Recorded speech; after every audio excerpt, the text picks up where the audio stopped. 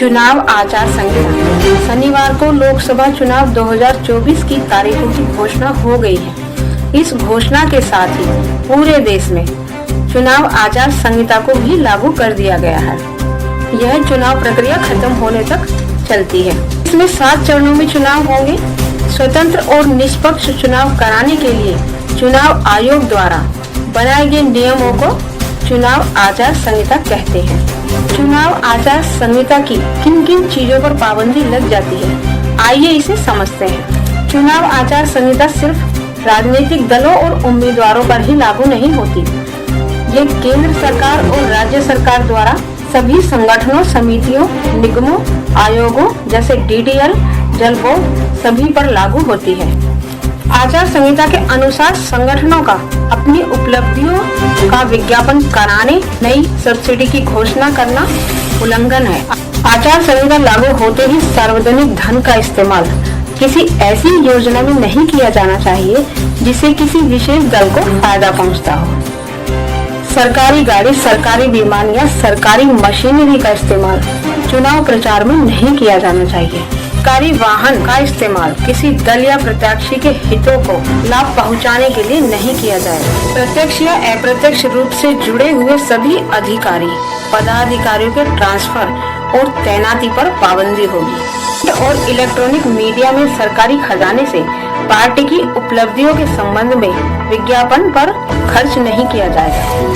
सत्ताधारी पार्टियों ने अपनी उपलब्धियों वाले जो हेडिंग विज्ञापन सरकारी खर्चे में लगवाए हैं, उन्हें तुरंत हटा दिया जाएगा।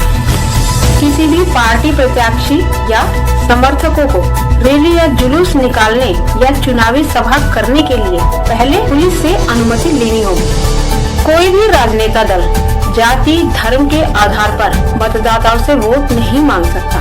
संबंधित राज्य केंद्र सरकार की आधारित वेबसाइट मंत्रियों, राजनेताओं, राजनीतिक दलों के सभी संदर्भों को निकाल दिया जाएगा। कृषि संबंधी उत्पादों का न्यूनतम मूल्य निर्धारित करने के लिए सत्ताधारी पार्टी को चुनाव आयोग से परामर्श लेना होगा। तो ये थे चुनाव आचार संहिता के नियम। और अगर इस आचार संहिता का कोई उल्लंघन करता है तो उस पर कानून भी है। चुनाव आचार संहिता का उल्लंघन करने पर क्या होगा? चुनाव आचार संहिता का सभी को पालन करना अनिवार्य है। अगर कोई इसका उल्लंघन करता है तो उसे गंभीर रूप से लिया जाएगा। चुनाव आयोग का उल्लंघन करने वाले प्रत्याशी या राजनीतिक दलों पर कार्रवाई कर सकता है और संबंधित अधिकारी जिसके क्षेत्र में उल्लंघन हुआ है उस पर भी कार्रवाई हो सकती है। अगर मामला गंभीर होता है तो चुनाव आयोग उम्मीदवार को चुनाव करने से भी रोक सकता है और उस पर आपराधिक मामला भी दर्ज कर सकता है। चुनाव आयोग का उल्लंघन करने पर जेल जाने का भी प्रावधान है। जैसे किसी उम्मीदवार ने अपने नाम पर कोई वाहन चुनाव प्रचार के लिए लिया है और वही वाहन दूसरे किसी उम्मीदवार के चुनाव प्रचार में इस्तेमाल हो रहा है तो ये चुनाव संहिता का उल्लंघन है।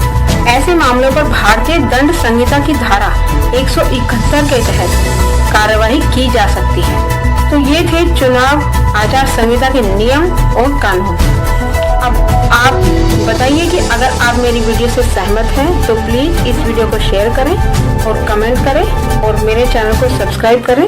धन्यवाद। जय हिंद।